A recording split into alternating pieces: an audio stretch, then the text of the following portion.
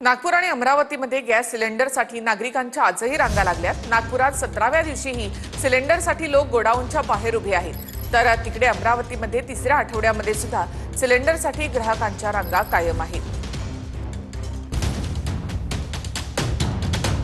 मालाडच्या मालवणीमध्ये LPG gas सिलेंडरसाठी मोठी रांग लागली।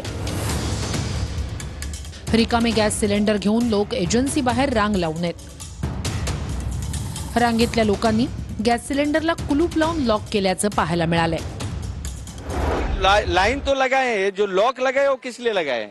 अरे चोरी ना हो जाए बाटला, इसके लिए लॉक लगाए। बाटला भी चोरी हो रहा है यहाँ से। फिर चोरी हो चुका है, इसके लिए चले गए यहाँ से। परसों 4 बाटले चोरी हुए और मैं मॉर्निंग में 8 बजे से लगाया तब जाके पहला नंबर आया। तो खाली बाटला भी चोरी हो रहा है। खाली बाटला चोरी हो रहा है, सोने से ज्यादा महंगा है ना भाई। नागपूरमध्ये गॅस गोडाऊन मधून सिलेंडरचं वितरण बंद असलं तरीही गोडाऊन बाहेर लोक दिसून येत आहेत। 17व्या दिवशीही नागपूरमधील काही भागांमध्ये गॅस सिलेंडरसाठी लोक गोडाऊन बाहेर आहेत। गॅस गोडाऊन बाहेर नो स्टॉकचा बोर्ड लागलाय, तर ऑनलाईन नंबर लागत नसल्यानं अनेकांचा मनस्ताप पाहायला मिळतोय।